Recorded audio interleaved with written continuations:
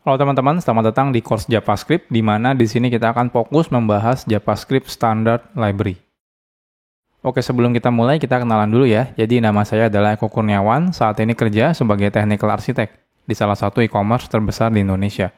Saya sendiri sudah kerja lebih dari 10 tahun, dan di sela-sela kesibukan saya, saat ini saya sering berbagi konten juga soal programming di website Programmer Zaman Now atau juga di YouTube channel Programmer Zaman Now. Oke, kalau teman-teman ingin diskusi secara langsung ya dengan saya, teman-teman bisa lewat Telegram ya, saya sering aktif di sana. Jangan lupa juga follow sosial medianya Programmer Zaman Now, biar bisa dapat info terupdate ya tentang Programmer Zaman Now, ada di Facebook, Instagram, YouTube, dan juga ada di Telegram channel. Kalau teman-teman dari perusahaan teman-teman butuh konsultasi ya atau diskusi, teman-teman juga bisa langsung email ke email pribadi saya di sini. Oke, jadi sebelum teman-teman mengikuti materi ini, ya, course ini, teman-teman pastikan sudah mengikuti materi-materi yang pernah saya buat sebelumnya, ya. Jadi teman-teman, ini adalah skill-skill yang teman-teman harus kuasain dulu. Contohnya HTML, CSS, JavaScript dasar, JavaScript Object-Oriented Programming juga ya. Jadi 4 materi ini teman-teman harus kuasain. Walaupun CSS sebenarnya teman-teman nggak harus ngerti-ngerti banget ya, karena di sini saya tidak akan membahas tentang CSS-nya, lebih ke JavaScript-nya dan juga penggunaannya di HTML. Apa sih yang akan dibahas? Sebenarnya kalau teman-teman perhatikan nanti materinya bakal banyak juga flashback ke materi-materi sebelumnya ya, tapi kita lebih dalemin lagi materinya. Jadi sebelumnya kan kita sudah pernah bahas tentang number, string, array, object, dan yang lain-lain. Kita akan bahas lagi di sini tapi lebih detail lagi ya, karena sebenarnya banyak sekali fitur-fitur bawaan dari standar library-nya si JavaScript yang tidak kita bahas ya di materi-materi sebelumnya. Jadi di sini kita fokus lebih dalam tentang fitur apa aja sih ya yang ada di dalam standar library-nya si JavaScript. Oke, nggak usah berlama-lama, kita akan langsung masuk ke materi.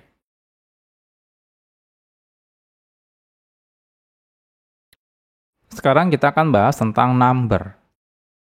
Number itu dia merupakan function yang digunakan untuk melakukan konversi tipe data number ya, ke tipe data number maksudnya.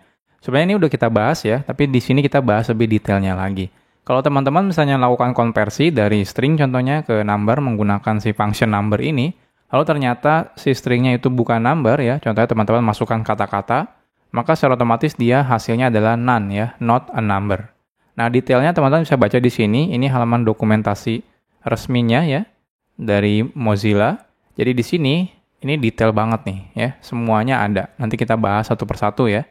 Jadi ini banyak banget ya, bahkan static method dan juga instance method yang ada di number. Kita akan bahas nanti satu persatu. Oke, jadi sederhananya kita flashback lagi ke materi yang sebelumnya di JavaScript dasar. Jadi kalau teman-teman punya input, contohnya di sini berupa string. Kalau teman-teman pengen konversi ke number, teman-teman bisa seperti ini ya. Number, di sini number input ya. Nah, ini otomatis numbernya dia menjadi number. Kalau teman-teman lakukan pengecekan type of number, itu harusnya keluarnya dia number gitu ya. Kalau misalnya input, dia kan type of-nya itu hasilnya adalah string. Oke, kita akan coba. Oke, di sini saya akan buat file namanya number HTML ya.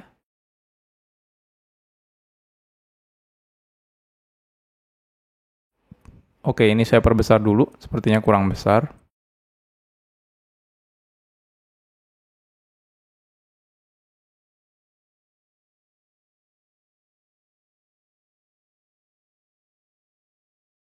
Oke, jadi kalau misalnya kita punya input ya, misalnya string 1, 2, 3, 4, 5, lalu kita mau konversi ya ke number, ya sesederhana teman-teman cukup gunakan number, seperti itu ya functionnya. Jadi di sini inputnya ya. Lalu kalau kita coba console info misalnya type of input, ini harusnya berupa string ya. Dan kalau type of number, dia harusnya number. Kalau kita console info number, itu harusnya keluar number yang 1, 2, 3, 4, 5. Oke, kita sekarang akan coba ya.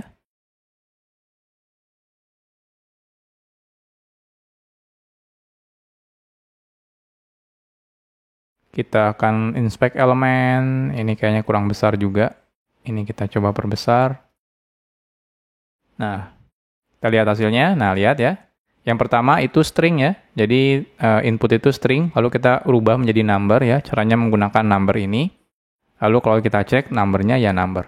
Nah, apa yang terjadi kalau teman-teman masukkan console info contohnya number, tapi isinya bukan number, 1, 2, 3, 4. Oke, salah gitu ya. Nah, apa yang terjadi kalau kita refresh?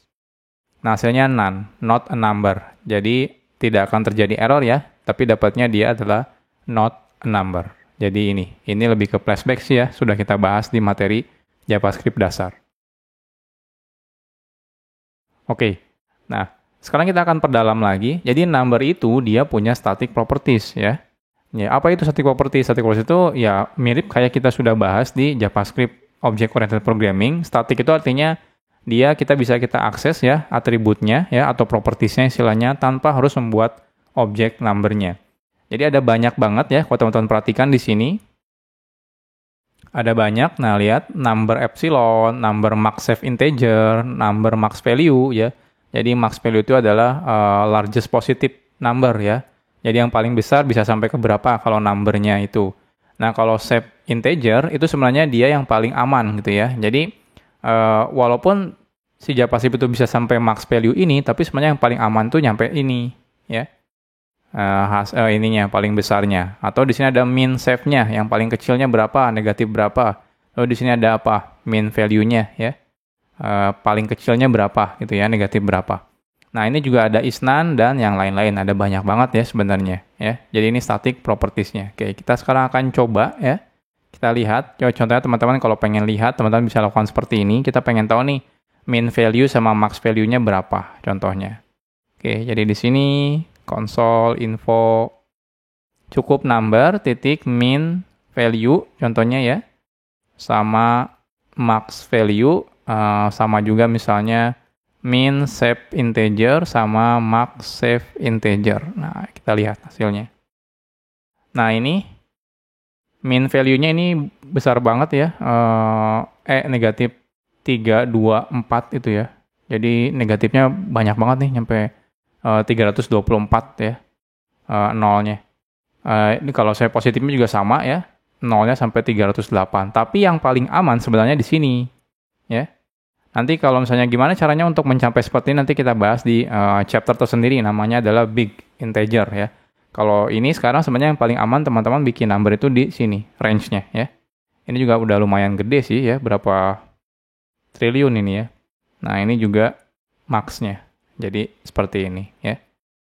Jadi ya ada banyak ya, ada banyak sekali static properties yang bisa teman-teman gunakan di number. Contohnya ada yang none juga. Jadi none itu dia sebenarnya merupakan konstan di sini, ya.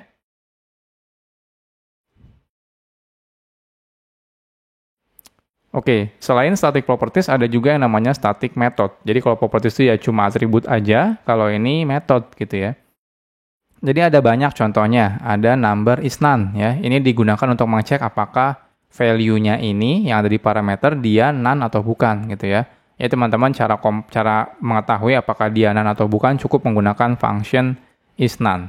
Atau is integer untuk mengecek apakah value-nya berupa integer atau bukan. Contohnya seperti itu ya. Detailnya ada apa lagi teman-teman bisa baca di sini ya. Ada banyak is none, is finite, is integer, is half integer, dan yang lain-lain gitu ya.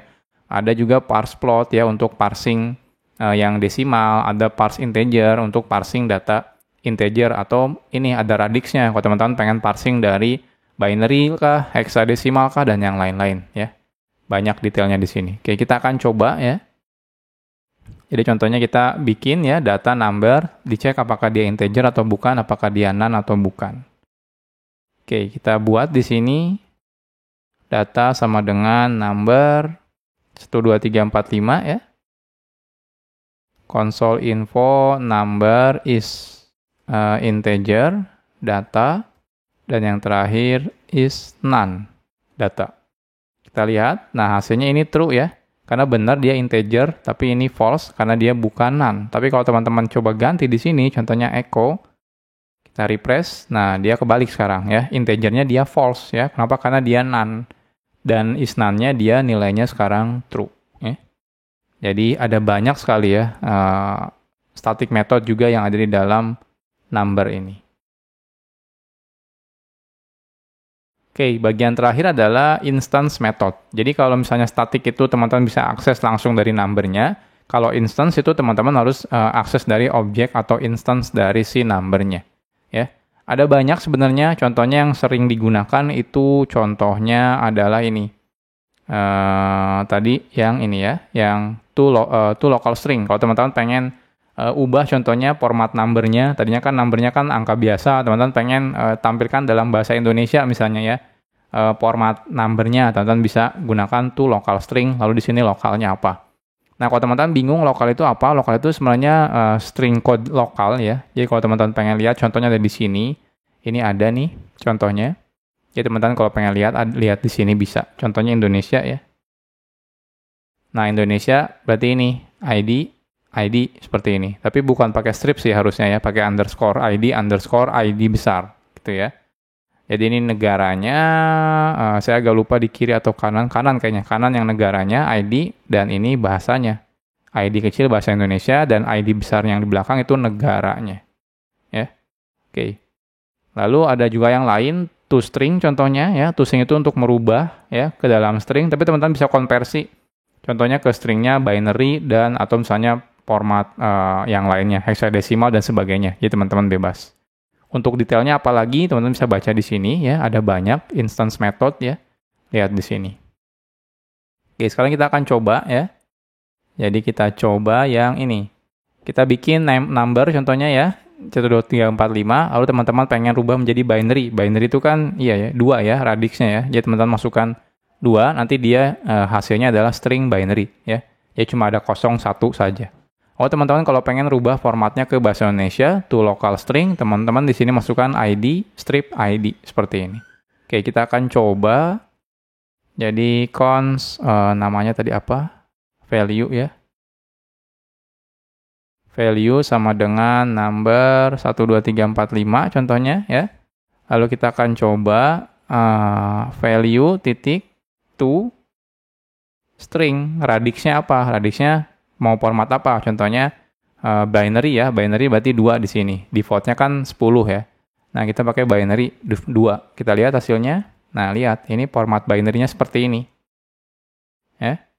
Atau kalau teman-teman pengen rubah formatnya to local string. Lalu di sini masukkan ID besar. Seperti ini. Oke, kita refresh.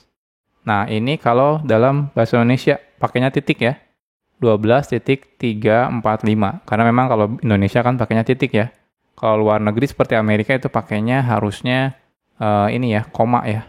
Nah, kita cek contohnya yang Amerika,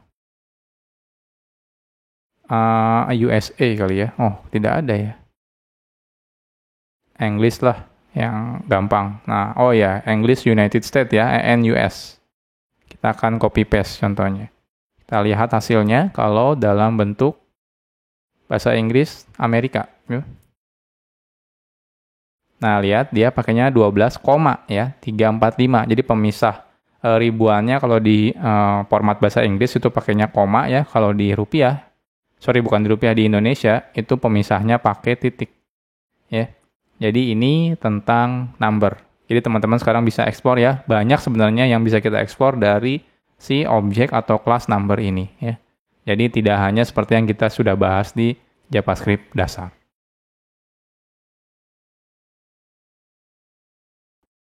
Sekarang kita akan bahas tentang string. Tipe data string kita sudah bahas ya pada materi JavaScript dasar. Namun kita belum membahas instance method yang ada di dalam stringnya ya.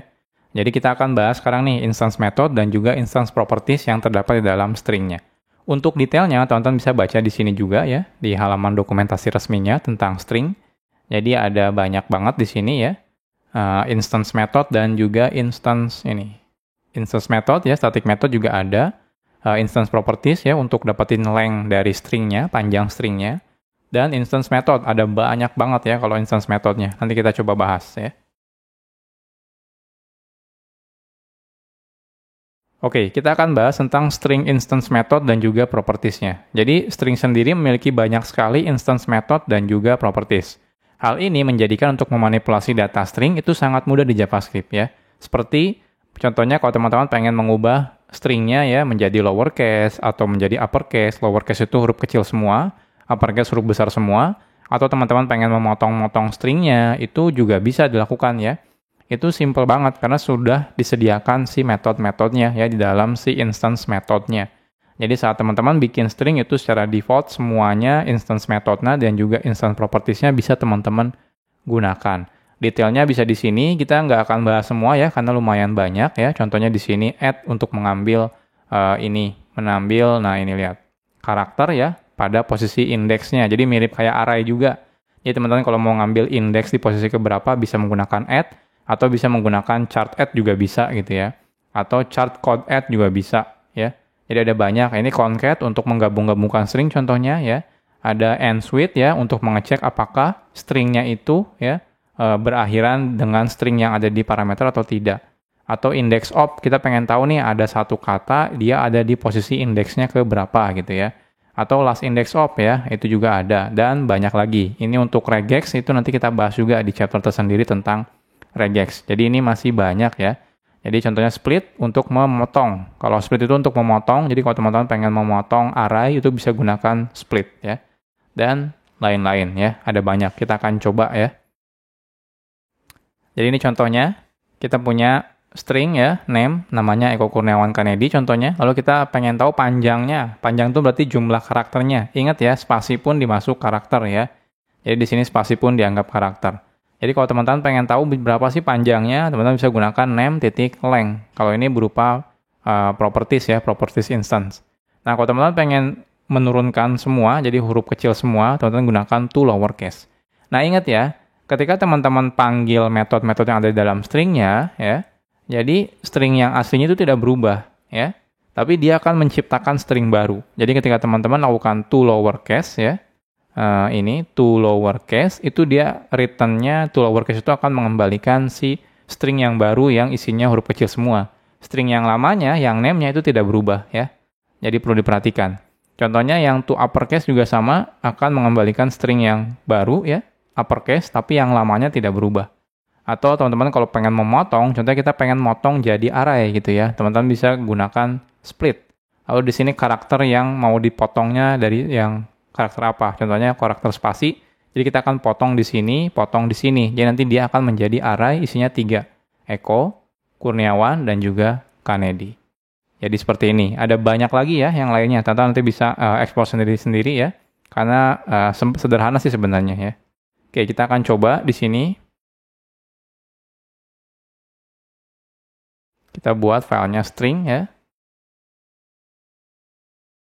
Oke, jadi kita punya name, contohnya Eko Kurniawan Kanedi ya. Lalu contohnya kalau teman-teman pengen tahu panjangnya ada berapa sih ya, tinggal gunakan length ya. Kalau teman-teman pengen tahu, pengen ubah jadi lowercase dulu, contohnya to lowercase ya. Kalau pengen uppercase, to uppercase, seperti ini. Atau kalau teman-teman pengen jadikan string ya, dipotong, tinggal split. Splitnya mau pakai apa? Contohnya pakai spasi, seperti ini. Jadi kita potongnya pakai spasi. Atau kalau ternyata di sini itu ada stringnya itu teman-teman pengen hilangkan spasi di awal dan di akhir. Contohnya kita punya const input dari user gitu ya. Kan kadang-kadang bisa aja di depannya ada spasi contohnya ya. Input data, di belakangnya ada spasi. Nah, kita pengen hilangkan nih spasinya di kiri kanannya. Nah, teman-teman bisa gunakan console.info input.trim ya.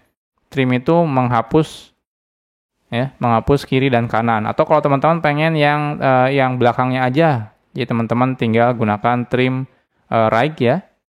Atau trim end itu sama saja. Atau yang kirinya saja, trim left atau trim start ya. Itu juga sama saja. Tapi ingat ya, kalau di sini spasinya banyak, itu tidak dihilangkan ya.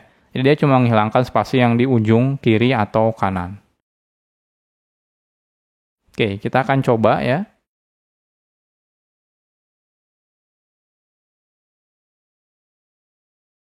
Nah, hasilnya lihat di sini length-nya adalah 22 dan ketika di to lowercase kan lihat menjadi Eko Kurniawan Kanedi ya, kecil semua. Ketika di uppercase kan lihat jadi uppercase semua. Nah, di sini ketika kita split menggunakan spasi, nah di sini ada array 3 ya, artinya ada 3 data array. Kita lihat isinya. Nah, lihat Eko Kurniawan Kanedi ya, lihat ya. Datanya benar yang data ini ya, bukan setelah di uppercase, bukan ya. Karena data aslinya itu tidak berubah ya. Jadi kalau teman-teman coba masukkan name seperti ini ya. Ini kalau kita refresh. Nah, lihat datanya tetap Eko Kurniawan Kanedi, tidak berubah. Jadi ketika teman-teman to uppercase atau juga to lowercase, itu sebenarnya dia akan mengembalikan data string yang baru, data yang lamanya tidak berubah. Nah, input data, lihat, input datanya, kiri dan kanannya spasinya hilang. Tapi kalau teman-teman coba print inputnya, itu tetap spasinya ada. Nah, lihat, spasinya tetap ada ya. Jadi trim itu dia akan menghapus kiri dan kanan spasinya ya, atau istilahnya white space. Lalu dia tetap akan membuat data string baru ya. Jadi jangan dipikir ketika lakukan trim itu data inputnya langsung berubah, enggak. Dia itu menciptakan data yang baru. Jadi hampir semua metode yang ada di dalam string itu dia akan menciptakan data baru. Data aslinya itu tidak akan berubah. Jadi seperti ini ya. Jadi ini adalah metode-metode yang ada di dalam si string. Ada banyak banget, teman-teman bisa baca nanti di dokumentasi resminya. Nah, saya bahas sekilas biar teman-teman tahu sebenarnya banyak loh fitur di JavaScript yang untuk manipulasi data string.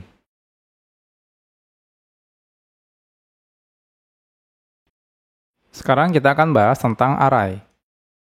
Tipe data array sudah kita bahas juga di materi JavaScript dasar. Namun kita hanya membahas beberapa instance method yang ada di dalam array, terutama untuk melakukan operasi penambahan atau penghapusan data gitu ya.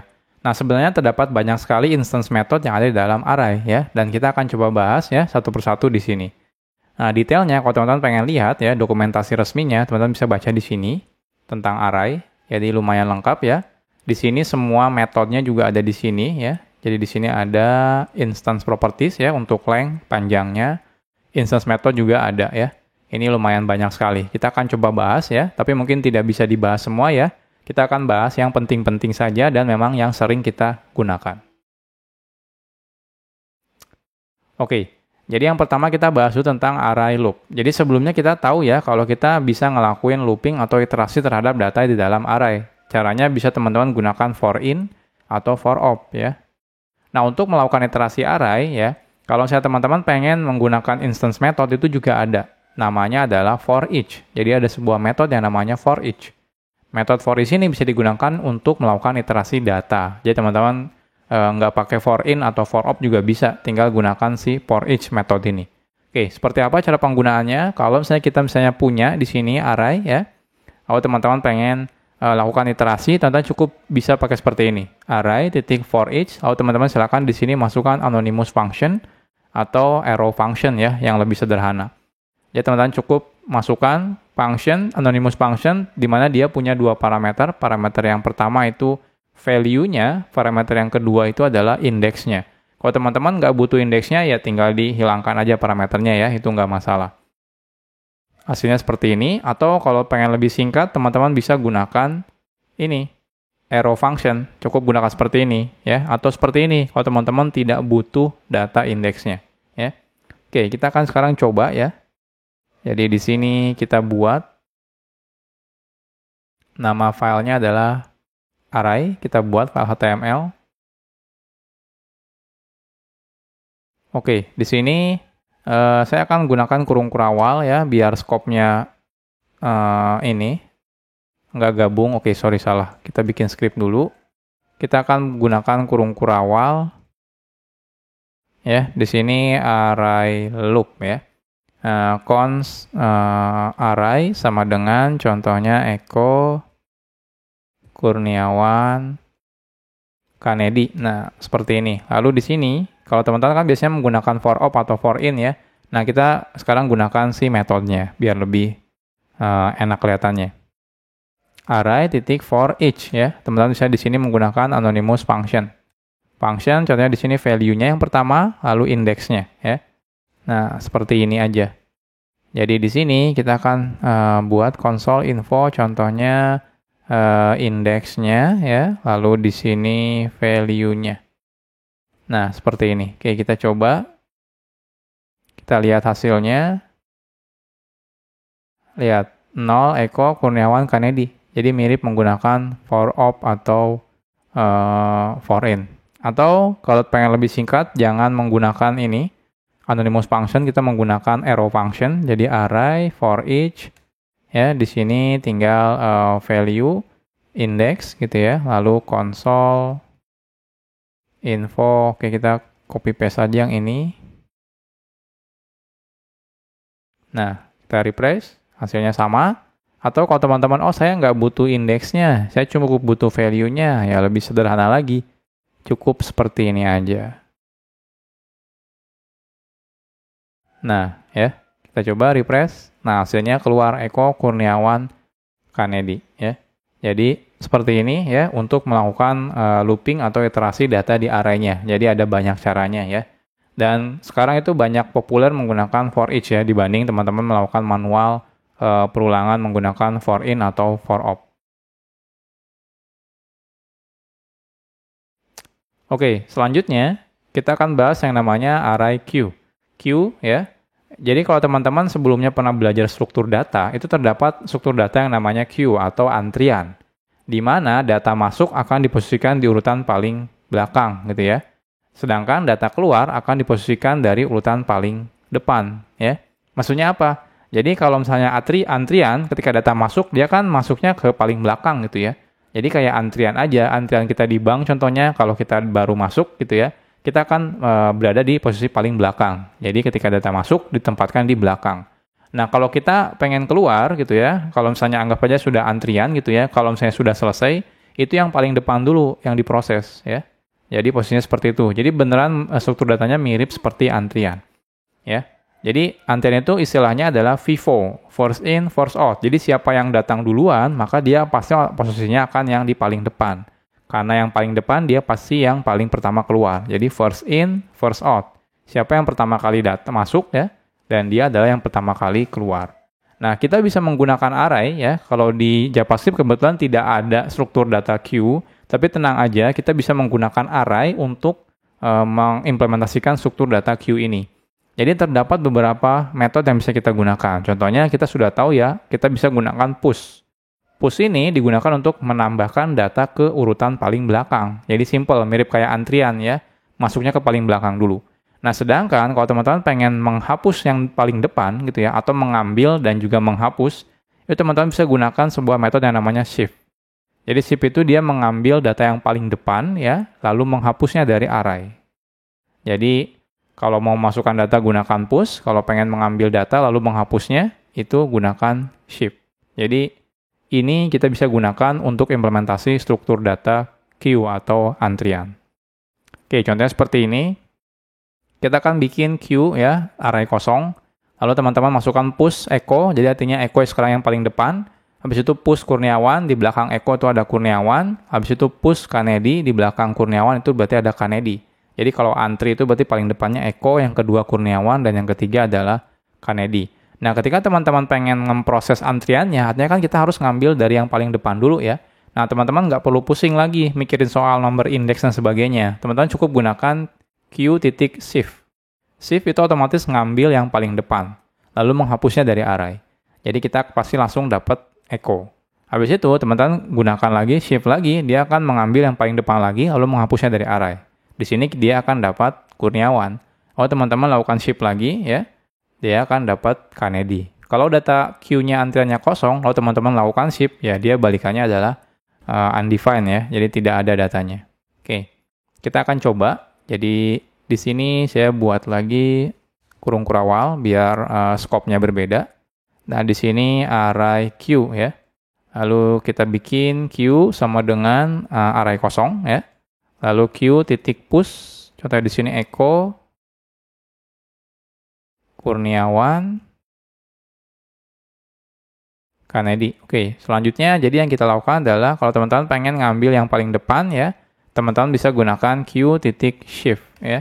Ini untuk ngambil yang paling depan. Lalu shift lagi, kedua yang paling depan, dan shift lagi. Ingat ya ketika shift itu beneran datanya itu dihapus dari array-nya. Oke, lalu kalau teman-teman coba lagi, shift lagi, nanti ini harusnya datanya kosong sih, nggak dapat ya. Oke, kita akan coba, kita refresh. Nah, kita lihat. Jadi dia keluar pertama Eko ya, antrian pertama, antrian kedua itu Kurniawan, antrian ketiga itu adalah Kanedi, dan yang terakhir dia undefined. Artinya sudah tidak ada lagi datanya di dalam antrian. Jadi teman-teman juga nggak perlu pusing ya kalau implementasi struktur data antrian di dalam JavaScript, karena sudah bisa menggunakan si array-nya. Nah, selain antrian, biasanya ada struktur data yang namanya stack ya atau tumpukan. Ini kebalikan dari queue antrian, di mana aturannya mirip dengan tumpukan kartu.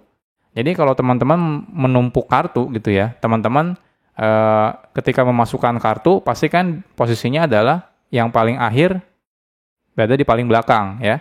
Jadi karena numpuk ya artinya di paling akhir, di paling belakang atau paling atas lah ya. Jadi atas itu adalah belakangnya. Nah sedangkan kalau teman-teman pengen mengambil kartu, itu kan pasti urutannya paling atas gitu ya. Atau istilahnya paling belakang. Jadi berbeda dengan si queue. Kalau queue, kalau teman-teman pengen mengambil data di dalam queue, dia yang paling depan. Tapi kalau teman-teman mau mengambil data di dalam stack, tumpukan, itu paling atas dulu, alias paling belakang. Jadi istilahnya di dalam stack itu, istilahnya adalah LIFO. Last in, first out. Jadi siapa yang datang belakangan, dia yang pertama keluar. Seperti itu ya. Jadi ini seperti sebelumnya, jadi untuk melakukan penambahan, karena penambahannya sama seperti queue ya, di belakang, jadi kita masih tetap bisa menggunakan metode push-nya untuk menambah data. Nah, yang membedakan sekarang untuk mengambil datanya. Karena mengambilnya dari belakang ya, bukan dari depan, itu teman-teman bisa gunakan function yang namanya pop ya, bukan shift. Tapi pop. Pop itu ngambil yang paling belakang, lalu menghapusnya. Ya. Jadi cukup seperti ini aja kalau teman-teman mau implementasi stack di dalam JavaScript. Oke, contohnya seperti ini, kita bikin stack, masukkan lagi, push, echo, Kurniawan Kennedy, lalu pop, pop, pop. Ini harusnya urutannya adalah pop pertama itu Kennedy, karena dia yang paling terakhir masuk. Pop kedua itu harusnya Kurniawan, dan pop ketiga itu harusnya echo ya. Oke, kita akan coba. Oke, ini saya akan copy paste biar cepat. Nah, di sini kita ganti array stack ya. Lalu di sini kita buat stack. Oke, ini rename, saya rename stack. Jadi di sini bedanya kita pakainya pop ya. Ini juga pop, ini juga pop. Oke, kita coba refresh. Nah, lihat hasilnya. Yang pertama keluar adalah Kennedy dulu, yang kedua adalah Kurniawan, yang ketiga echo, dan yang terakhir masih tetap sama undefined. Jadi seperti ini kalau teman-teman mau implementasi struktur data stack di JavaScript. Jadi cukup bisa menggunakan array-nya.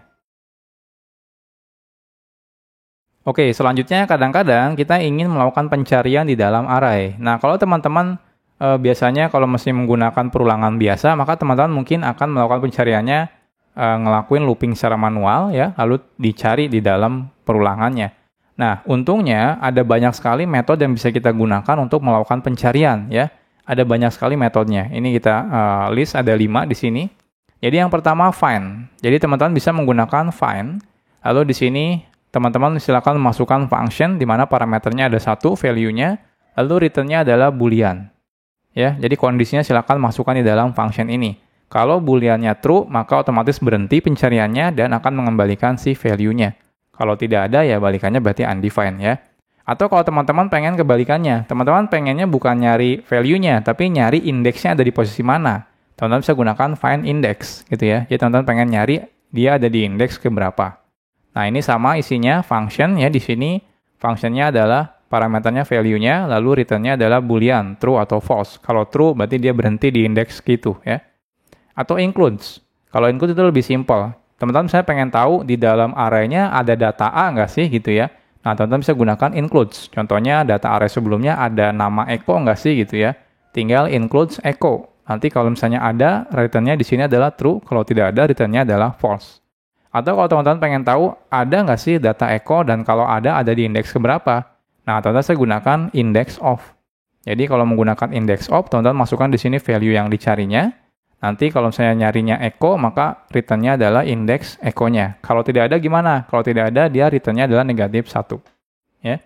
Atau ini, misalnya kan di dalam array bisa aja datanya lebih dari 1 ya, data echo-nya misalnya. Nah, teman-teman pengen tahu yang paling belakang itu echo-nya misalnya ada di indeks berapa. Teman-teman bisa gunakan last index of. Ya. Nanti otomatis dapat. Ya. Oke, kita akan coba ya. Jadi sekarang misalnya kita punya sebuah array ya isinya angka 12345, 12345. Lalu kita akan lakukan pencarian dengan beberapa kriteria. Oke, kita akan buat dulu di sini. Jadi di sini array search ya. Jadi kita buat const source sama dengan kita buat ya 1, 2, 3, 4, 5. 1, 2, 3, 4, 5. Oke, jadi kita akan coba yang pertama source titik find ya.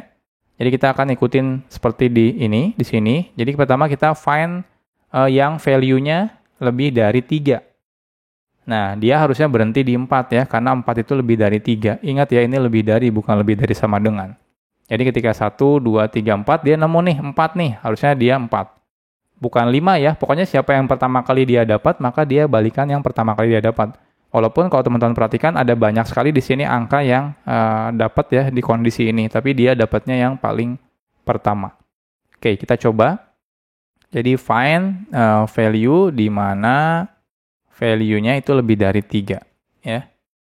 Oke, selanjutnya kita coba yang find index. Kita pengen tahu indeksnya yang di mana sih, indeksnya misalnya.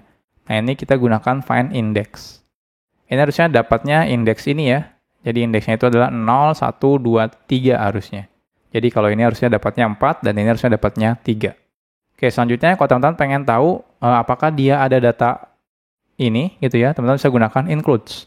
Ya di sini contohnya includes 7. Harusnya di sini false ya. Kenapa? Karena di sini tidak ada angka 7 ya. Oke, kita coba. Di sini includes 7 contohnya ya. Oke. Ini harusnya false. Setelah itu kalau teman-teman pengen tahu index of 5 itu ada di indeks keberapa gitu ya. Nah, contohnya di sini ada 5. Harusnya 0, 1, 2, 3, 4 ya, ada di 4 harusnya. Atau last index of 5. Kalau 5-nya lebih dari 1, kita pengen dapat yang paling terakhir. Nah, ini yang terakhir ya. Jadi kalau teman-teman masukin 4, berarti 4-nya yang di sini. Bukan 4 yang di sini. Kalau teman-teman masukin 1, berarti 1-nya yang ini. Bukan 1 yang ini ya. Oke, kita index of ini 5 contohnya. Atau last index of 5 ya. Kita lihat hasilnya.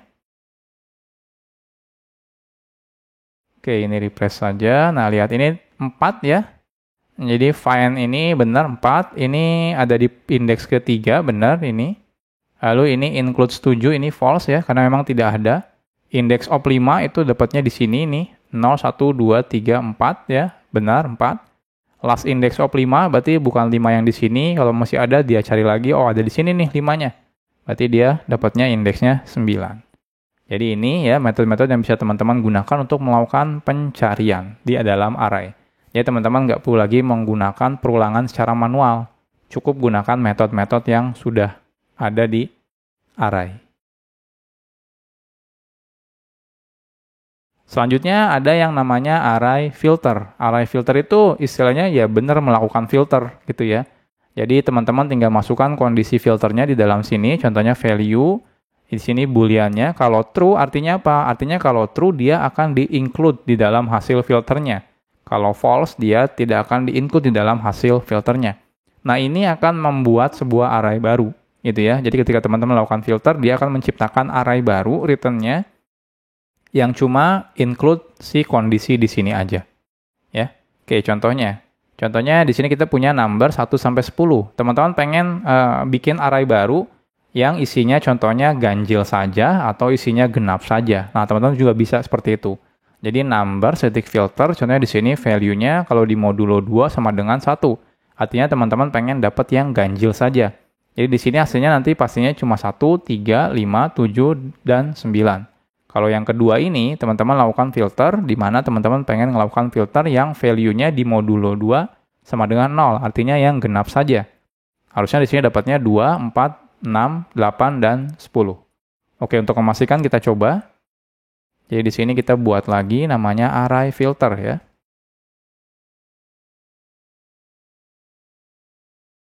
Kita buat numbers 1, 2, 3, 4, 5, 6, 7, 8, 9, dan 10. Oke, jadi di sini ganjil contohnya ya. Teman-teman gunakan number static filter di mana value-nya kalau di mode 2 sama dengan 1 ya. Kalau yang genap, kalau di mode 2 itu sama dengan 0. Kita akan coba info yang ganjil dan genap. sama yang sebelumnya yang aslinya ya, numbers contohnya. Oke, kita coba, kita lihat hasilnya. Nah, lihat ini yang aslinya ya, 1, 2, 3, sampai 10. Ya, sudah benar. Dan ini yang ganjil nih. Lihat, 1, 3, 5, 7, dan 9. Dan ini yang terakhir yang genapnya. 2, 4, 6, 8, dan 10.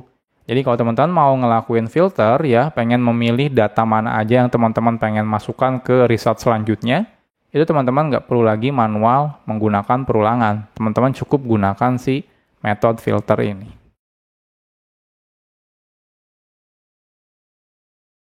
Nah, sekarang kita bahas tentang transform ya. Jadi kalau misalnya yang filter itu kan memilih-milih. Nah, kalau transform itu teman-teman pengen misalnya merubah gitu ya, merubah suatu bentuk array yang tadinya misalnya bentuknya A dirubah menjadi bentuknya B. Apa aja? Jadi ada banyak metodenya, ada 3 di sini contohnya. Yang pertama adalah map.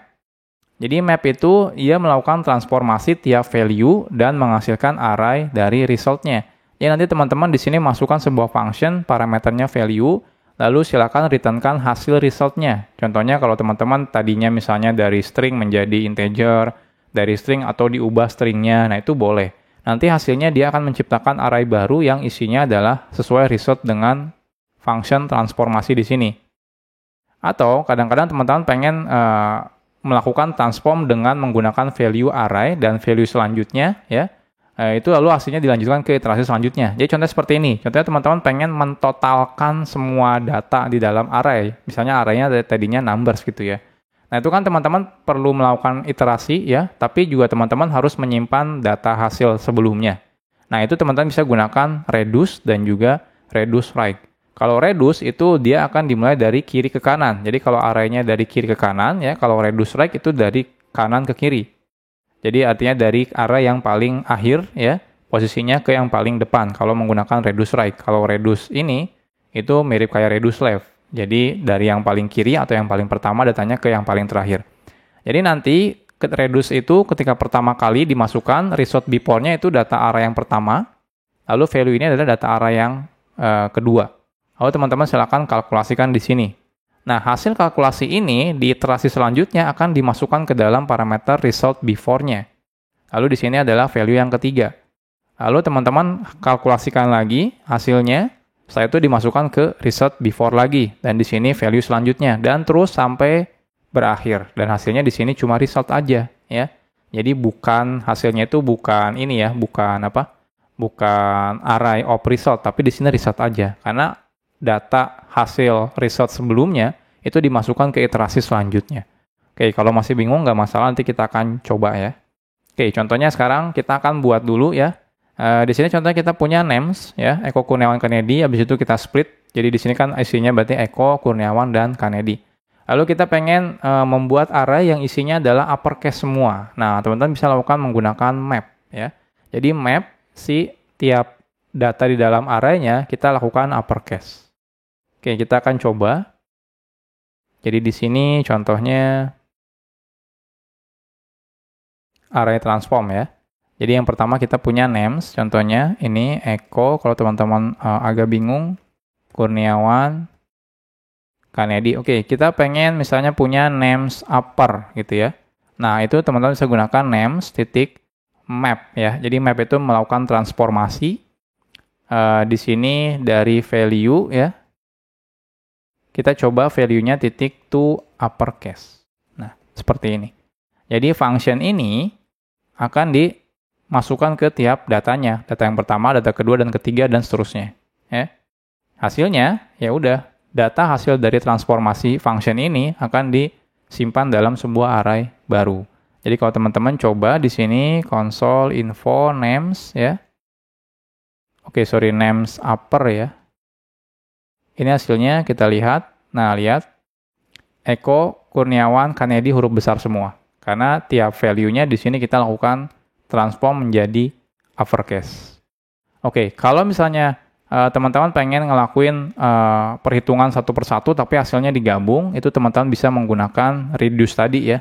Jadi cons misalnya names reduce sama dengan names titik reduce ya.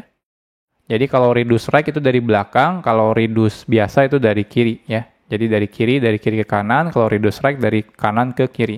Kita akan coba dua-duanya contohnya. Jadi reduce ini jadi before-nya ya. Lalu di sini value-nya. Lalu contohnya kita mau before-nya oke sorry ini harusnya ditambahin ini. Before-nya ditambah spasi kosong, ditambah value-nya. Contohnya seperti ini ya. Nah, kita lihat names reduce hasilnya apa ya. Kita coba. Nah, lihat. Hasilnya dia berupa string. Eko Kurniawan Kanedi. Jadi, Eko pertama dimasukkan ke dalam before. Kurniawan dimasukkan ke dalam value. Lalu di sini kita combine, digabungkan. Hasilnya adalah Eko spasi Kurniawan. Hasil Eko spasi Kurniawan akan dimasukkan ke dalam before sekarang, di iterasi selanjutnya. Lalu value-nya itu diambil dari Kanedi. Jadi ketika before, di sini berarti Eko Kurniawan, ditambah spasi lagi, ditambah value, ditambah Kanedi. Jadi hasilnya Eko Kurniawan spasi Kanedi gitu ya. Nah selanjutnya kan kalau datanya udah habis ya, sampai sini ya udah selesai. Jadi keluarnya di sini adalah Eko Kurniawan Kanedi. Kalau kebalikannya gimana? Oke, kita coba ya. Cons names right contohnya ya, sama dengan names titik reduce. Kita samakan aja ya. Nah, reduce tapi kita ganti jadi reduce right. Lalu kita coba names right. Kita lihat hasilnya. Nah, lihat hasilnya adalah Kanedi Kurniawan Eko. Kenapa? Karena dimulai dari yang kanan ya, atau dari paling belakang. Jadi yang pertama adalah Kanedi dulu masuk ke before, lalu Kurniawan masuk ke value. Lalu digabung ya, berarti Kanedi spasi Kurniawan. Hasilnya, Kanedi spasi Kurniawan dimasukkan ke dalam before, lalu value selanjutnya adalah Eko. Maka jadinya Kanedi Kurniawan Eko. Ini cocok banget contohnya kalau teman-teman pengen mentotal ya. Jadi kalau di slide tadi saya buat, kita punya number nih dari 1 sampai 10. Teman-teman pengen ngelakuin total. Jadi 1 ditambah 2 ditambah 3 ditambah 4. Nah, itu bisa teman-teman gunakan reduce ya. Jadi di sini contohnya kita punya numbers ya. 1 2 3 4 5. Oke.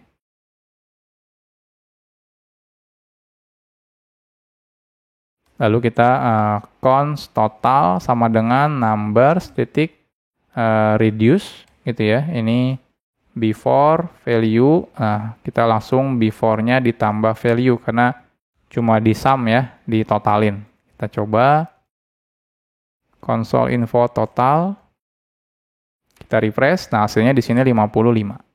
Ya, sudah benar berarti.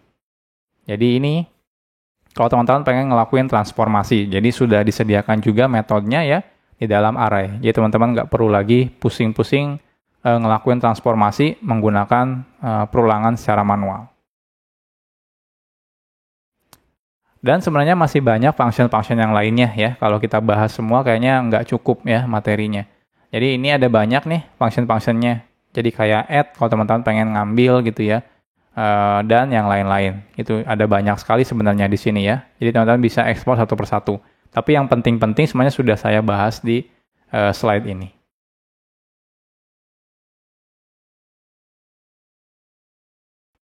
Sekarang kita akan bahas tentang objek.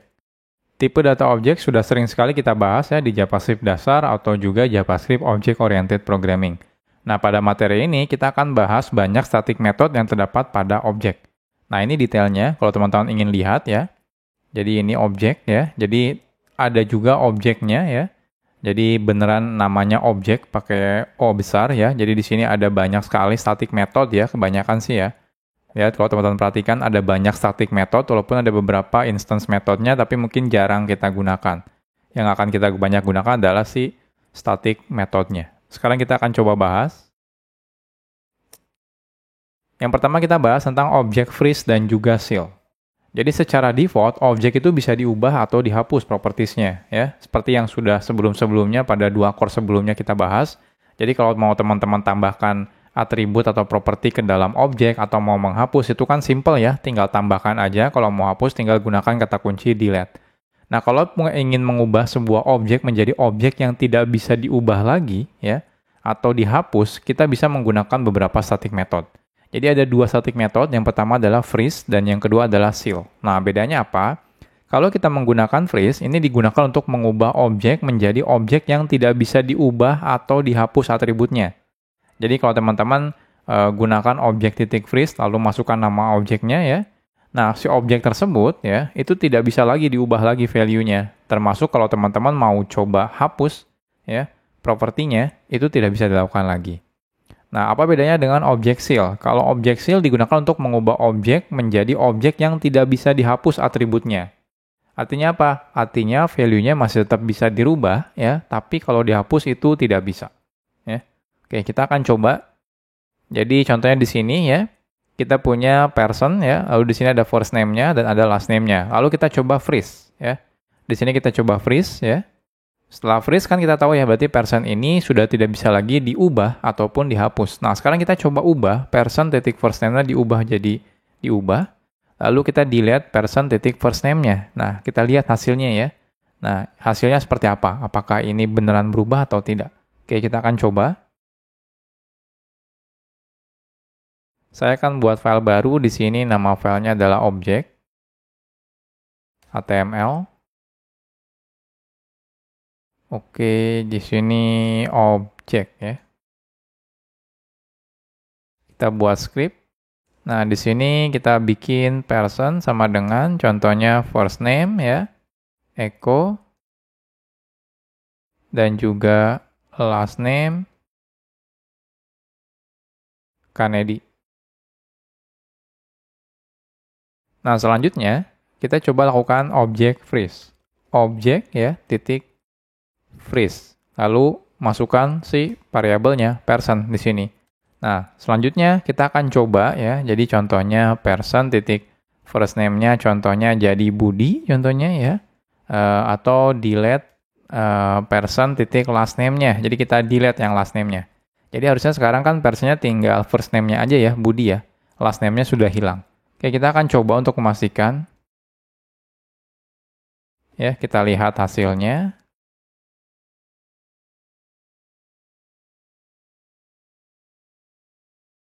Nah, lihat hasilnya di sini masih first name-nya Eko dan last name-nya Kennedy. Ya. Jadi walaupun kita ubah atau delete itu tidak akan berdampak apapun terhadap si objek person-nya. Karena apa? Karena sudah kita freeze. Kalau teman-teman tidak freeze ya, kita coba refresh. Nah, lihat hasilnya. Ya. Dia cuma Budi saja ya. First name-nya. Jadi first name-nya kita rubah jadi Budi dan last name-nya kita delete ya. Tapi kalau teman-teman freeze ya, dia tidak berubah sama sekali. Nah, selain itu yang seal ya, kalau misalnya ini freeze, kalau teman-teman coba lakukan seal ya, kita coba refresh. Nah, lihat first name-nya berubah ya jadi Budi, tapi last name-nya tidak bisa dihapus. Jadi kalau misalnya di seal gitu ya, itu tidak akan bisa dihapus tapi bisa berubah. Nah, kalau kita seal tapi kita tambahkan contohnya ya, person titik middle name contohnya. Kurniawan. Kita lihat hasilnya. Lihat, tidak bisa. Jadi, entah itu seal atau freeze ya, itu tidak bisa menambah lagi. Jadi kalau teman-teman coba itu ya, nah lihat tidak bisa bertambah lagi. Jadi kalau sudah di freeze atau di seal tidak bisa diubah lagi ya si jumlah propertinya. Jadi tidak bisa ditambah, tidak bisa dihapus. Kalau seal masih bisa diubah value-nya tapi tetap tidak bisa dihapus si propertinya. Jadi seperti ini ya. Jadi kalau teman-teman misalnya suatu saat mengembalikan value misalnya tapi value-nya pengen tidak boleh dirubah lagi. Teman-teman bisa lakukan freeze ya. Jadi dengan demikian maka si objeknya tidak bisa dirubah kembali. Oke, kadang, sekarang kita bahas tentang object assign ya. Jadi kadang kita ada kasus menggabungkan semua atribut dari sebuah objek ke objek yang lain. Nah, hal ini bisa kita lakukan dengan menggunakan objek titik assign. Targetnya kemana ya, mau dimasukinnya, source-nya, atribut atau properti mana yang mau kita copy dari mana di sini.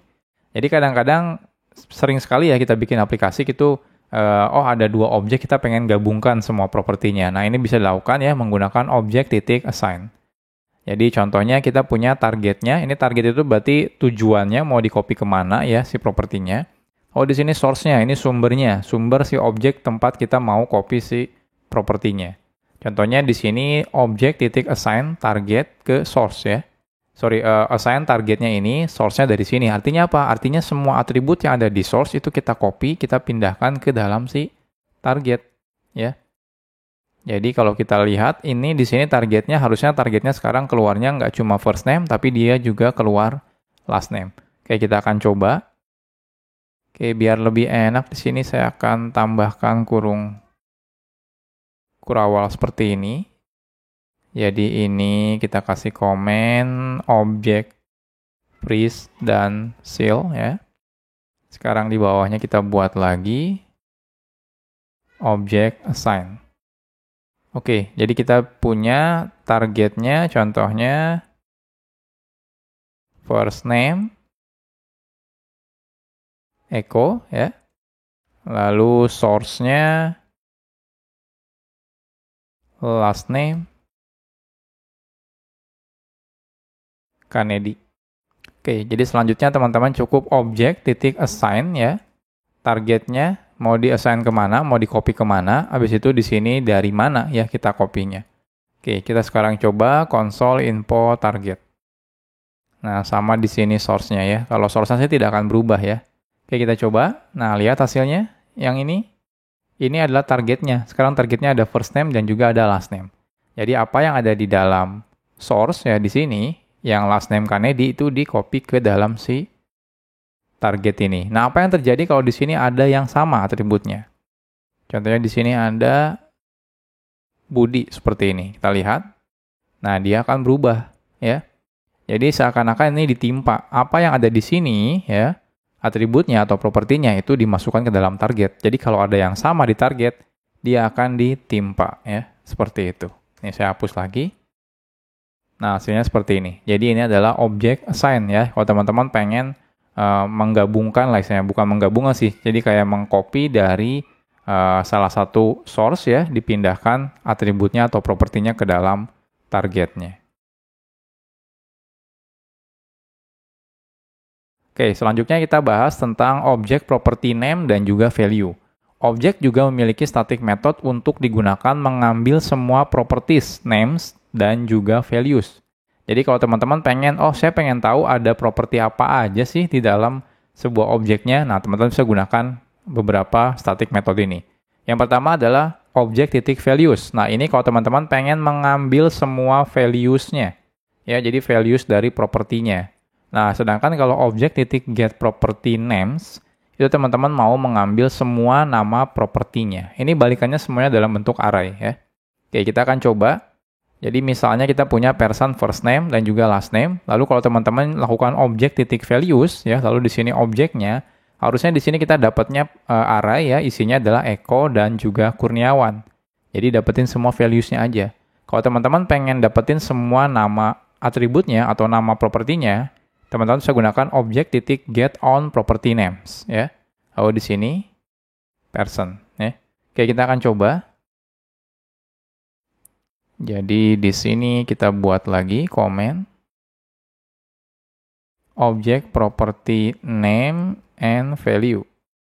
Lalu kita buat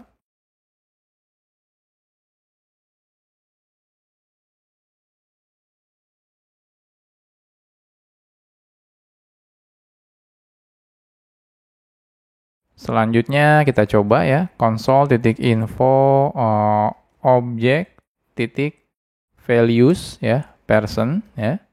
Lalu di sini get on property names ya. Nah, seperti ini. Kita lihat hasilnya. Nah, lihat kalau teman-teman perhatikan di sini dia balikannya adalah array ya. Array-nya dua isinya Eko dan Kennedy. Karena memang di sini values-nya ada Eko dan Kennedy. Sedangkan untuk ini ya, get on property names, ini keluarnya first name dan juga last name. Jadi dia jadinya string ya. Jadi di sini yang first name dan di sini yang last name. Jadi kalau teman-teman pengen tahu di dalam objeknya ini ada properti apa aja, silakan gunakan get on property names. Kalau values-nya silakan values. Dan sebenarnya masih banyak function-function yang lain. Seperti yang tadi di awal saya bahas, silakan teman-teman explore sendiri ya di sini. Karena kalau dibahas satu persatu lumayan lama ya. Jadi ini ada banyak banget. Contohnya object create pernah kita bahas ya di dalam materi JavaScript Object Oriented Programming dan yang lain-lain ya. Jadi ini ada banyak sekali ya. Teman-teman bisa explore satu persatu. Tapi yang saya sudah bahas itu yang sering sekali digunakan. Jadi ini adalah tentang objek di JavaScript.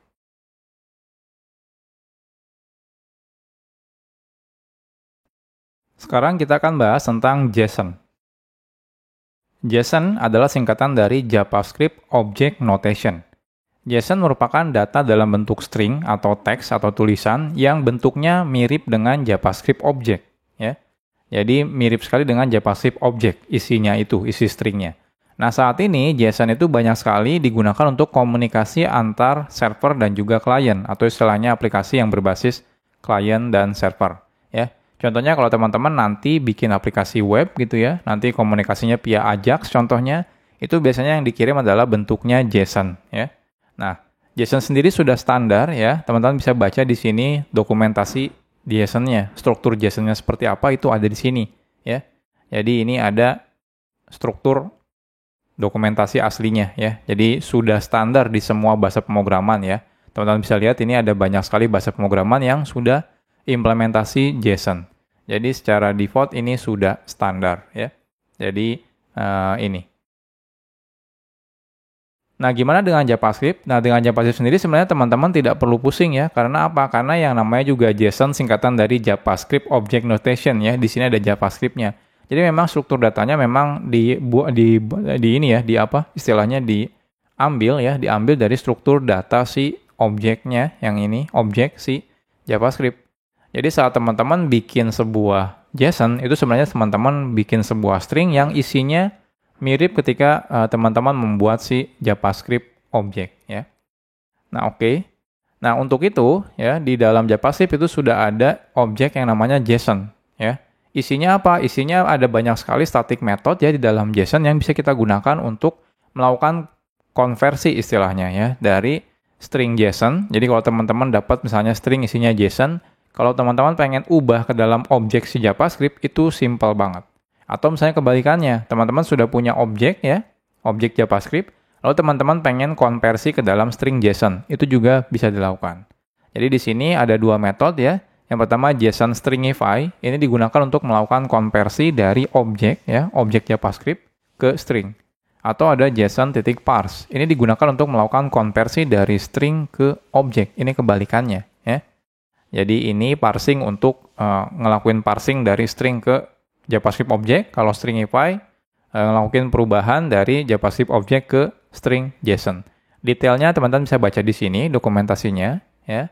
Jadi simpel sih di sini sebenarnya ada dua static method aja, parse dan juga stringify. Oke, kita akan coba sekarang. Jadi ini contohnya, kita misalnya punya sebuah JavaScript object di sini ya. JavaScript object ini, misalnya, kita akan konversi menjadi JSON. Caranya seperti apa? Caranya simple. Teman-teman bisa gunakan JSON.stringify. Ya. Dan selanjutnya, dia kan jadinya berupa string. Di sini kita simpan dalam variabel JSON. Kalau teman-teman misalnya pengen konversi ulang, ya, atau dibalikan lagi dari string ini ke dalam si objek JavaScript, teman-teman bisa gunakan JSON.parse. Lalu di sini si JSON-nya. Ya. Nanti dia return-nya adalah si JavaScript objek. Seperti itu. Oke, kita akan coba ya. Jadi di sini saya akan buat file baru namanya JSON HTML ya.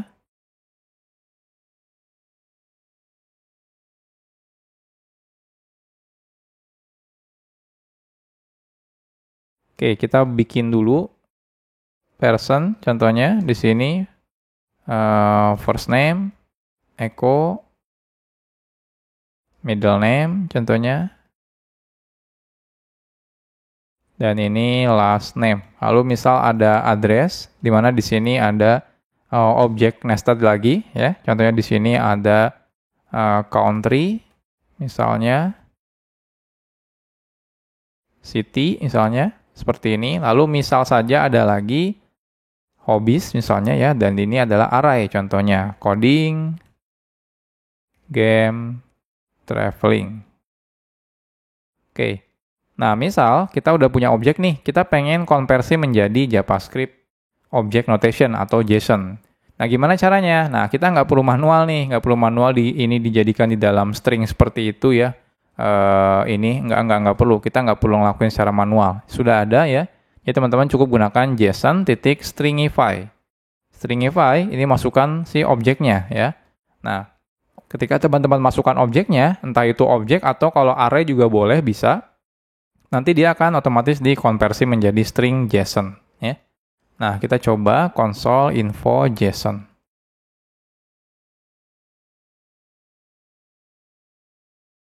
Kita lihat hasilnya. Nah, lihat ini string nih. String JSON kalau teman-teman perhatikan ya. Jadi kalau teman-teman perhatikan di sini string JSON ya. Jadi diawali dengan kurung kurawal, lalu first name-nya ada kutip 2-nya, titik 2 value-nya juga ada kutip 2-nya ya. Kecuali nanti kalau misalnya ada value-nya berupa number atau boolean, ini tidak ada kutip 2-nya. Jadi kalau teman-teman perhatikan ya, ini saya copy paste ya. Ini saya copy paste misalnya. Nah, kita akan buat file baru di sini. Namanya sample.json contohnya ya. Ini saya paste di sini. Nah, lihat. Nah, hasilnya seperti ini. Ya. Jadi mirip banget dengan JavaScript object ya. Jadi ini JSON-nya. Oke, gimana kalau kita pengen konversi? Sekarang udah aja nih JSON-nya udah ada nih stringnya. Kita pengen konversi ke dalam JavaScript object. Oke, contohnya JSON object sama dengan tinggal gunakan JSON.parse. Teksnya apa? Teksnya JSON ini misalnya ya. Kita coba info JSON object. Oke, kita refresh. Nah, hasilnya seperti ini. Udah jadi nih. Jadi di sini ada address, first name, last name, middle name, hobbies, semuanya udah otomatis ya dikonversi menjadi JavaScript object. Jadi seperti ini kalau teman-teman pengen ngelakuin konversi dari JavaScript object ya ke dalam si string JSON maksudnya, atau kebalikannya. Nah, ingat ya, di sini tidak hanya JavaScript object, kalau teman-teman di sini array juga bisa ya. Jadi kalau di sini teman-teman mau masukin array gitu, ini juga bisa ya. Jadi ini hasilnya, lihat JavaScript-nya array ya. Ada tanda kurung kurawalnya seperti ini. Kurung kotaknya ya. Jadi itu juga boleh.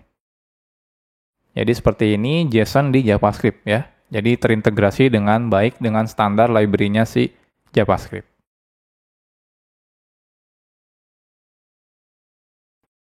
Sekarang kita akan bahas tentang big integer.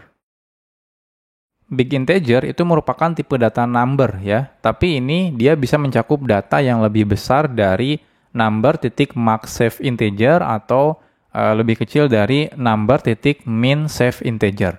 Jadi kalau teman-teman masih bikin angkanya itu di dalam area max save integer dan juga min save integer, itu ya teman-teman masih bisa menggunakan number. Tapi kalau udah di luar itu sangat disarankan teman-teman menggunakan big integer. Ya.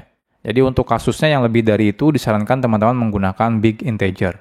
Nah, cara menggunakan big integer itu sebenarnya sama dengan menggunakan number seperti biasa. Cuma bedanya ketika teman-teman lakukan konversi, teman-teman lakukan konversinya big integer kurung buka kurung tutup seperti itu. Kalau misalnya number kan tinggal number kurung buka kurung tutup.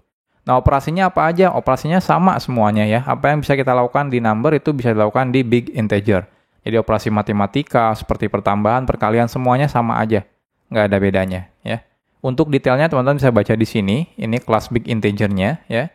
Jadi di sini kalau lebih dari ya atau lebih dari ini ya max save integer atau kurang dari si min save integer. Jadi seperti ini contohnya. Jadi cara pembuatannya pun bisa teman-teman bisa langsung masukkan stringnya atau angkanya juga boleh seperti ini ya. Oke. Jadi operatornya semuanya sama ya. Operator matematikanya bisa kita gunakan juga. Oke, kita akan coba.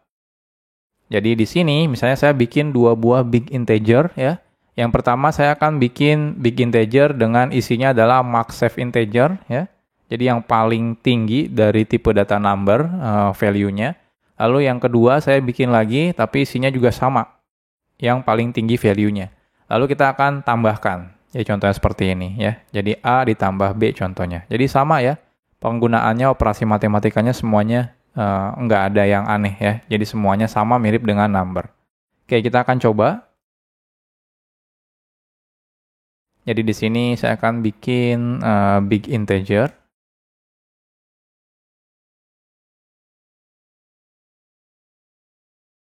Saya bikin A ya, big integer, isinya adalah number titik max save integer, lalu di sini juga sama yang B-nya. Oke, selanjutnya saya akan bikin C sama dengan A plus B ya. Artinya kan sudah melewati dari ini ya, melewati dari max save integer ya. Jangankan A ditambah B, ditambah 1 aja udah melewati dari max save integer. Oke, ini kalau teman-teman print harusnya sih sama aja ya. Nggak ada bedanya. Atau kalau kita type op, kita lihat tipe datanya apa gitu ya. Jadi kalau teman-teman perhatikan, ini sebenarnya sama aja. Keluarnya mirip number biasa ya. Nah, lihat number ya. Ini semuanya number, tapi di sini kalau teman-teman perhatikan ada big integer.